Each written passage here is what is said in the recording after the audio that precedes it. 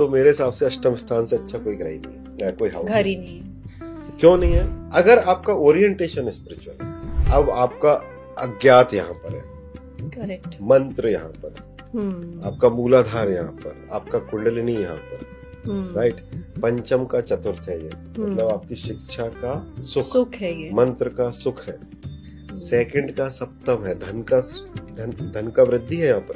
किस धन की वृद्धि? जो संस्कार से आती है आपको। तो यूं देखा जाए तो इसमें बहुत सारी चीजें हैं, बट आपको चुनना पड़ेगा कि आपको शनि चाहिए कि केतु, क्योंकि यहाँ के कारक शनि है और मंगल और केतु की तो रिजल्ट क्या हुआ फाइनली कि वैराग्य के बिना अष्टम में जा नहीं सकते आप। वैराग्य के बिना आप अष्टम में जाओगे तो पिटो। देन मार्स, राइट, इसलिए कारक शनि है उसका। जी सर। तो ये इतनी खूबसूरत चीजें हैं, और आज के टाइम में अगर आप मॉडर्न युग में बात करो तो 8th house is becoming very important. क्यों?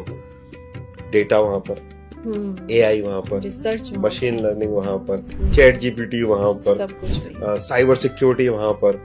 तो जो चीजें इस समय पर सबसे ज्यादा इम्पोर्टेंट है वो सब अष्टम में कायदे से देखा जाए तो। जी सर।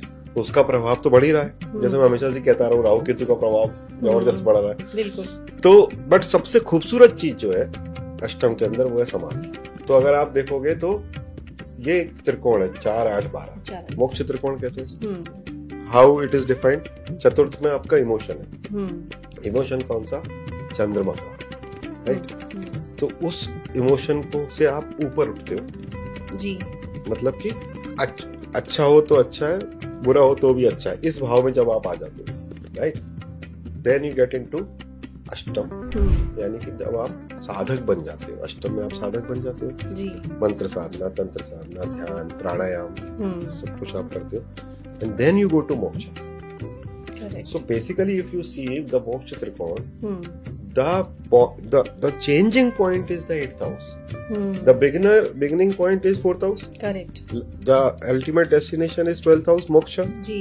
But transformation कहाँ से आ रहा है? वो अष्टम से आ रहा है। इसलिए उसको ट्रांसफॉर्मेशन की जगह कहते हैं कि जब आप अपने मोक्ष, अपने इमोशन से ऊपर उठ जाए, और ऐसे समझ लो इसको, जो लोगों को ज्योतिष नहीं समझता, कष्ट में मजा आने लगे आपको, है ना, इसको कष्ट स्थान कहते हैं ना जी, उसमें मस्ती आने लगे आपको, then only you can get to the moksha. मेरा अगला प्रश्न यही था, आपने उसका उत्तर दे दिया। तो मुझे यही जानना था, ये क्या कॉन्टिन्यूस फ्लो ऑफ एनर्जी है? तो वो एक्चुअली है 100%। और इसीलिए आप उसको त्रिकोण का, त्रिकोण का मतलब ये ट्राइंग, एनर्जी लगातार बह रही है जी, आप इनमें से कहीं भी फंसोगे तो ये पूरा ट्राइन ही इम्पैक्टेड हो रहा है। करेक्ट। यू कैन नॉट से अरे मैं जो बहुत इमोशनली किसी से बहुत ज्यादा अटैच हो गया, मोह में पड़ गया, या मुझे तो सुख की बहुत कामना है, बट मैं साधक भी हूँ, तो वो नहीं होगा। तो फिर कैसे सर ये मैच होगा? मटेरियलिस्टिक वर्ल्ड में हम कैसे रहें और मोक्ष भी, मतलब हम ये दोनों चीजें कैसे साथ लेके चले? दोनों चीजें साथ में हो सकती है जी सर। दोनों में बहुत छोटा सा अंतर है। एक है हैप्पीनेस 4th हाउस जी, और एक है प्लेजर। कि दोनों बातों में जमीन आसमान का बहुत। So moksha is given to the happy people, not to the pleasure seeking.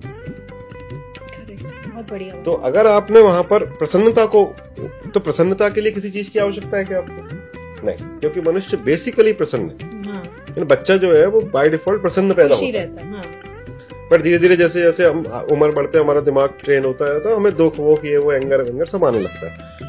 So if you choose happiness over the pleasure, then the energy flow to 8th house is sadhana, या elevation.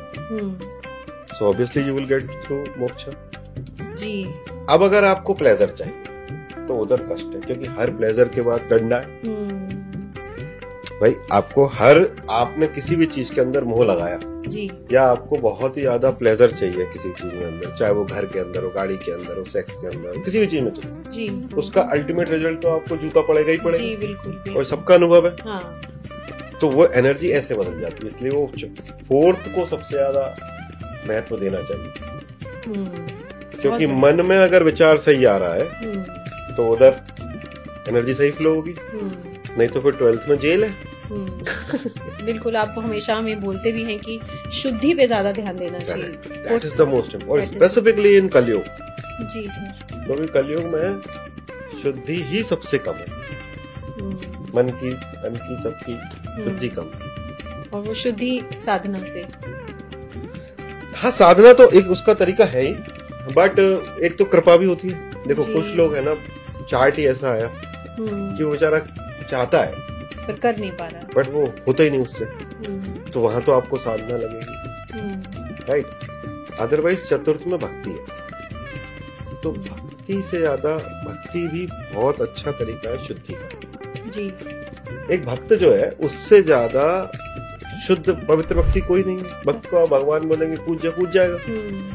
गुरु बोले शिष्य को कूद जा, शिष्य सोचता है क्या कुछ, कूद जाता है। तो वो पवित्रता उसके मन में कहाँ से आ रही कि गुरु का आदेश है कूदना है तो कूद जाऊंगा, राइट। देवी का आदेश हुआ ये करना है करूंगा, तो भक्ति से भी शुद्धि का तरीका है। बट ऑब्वियसली आपका चार्ट में चतुर्थ में अष्टम में पाप ग्रह, तो वही धोना तो पड़ेगा।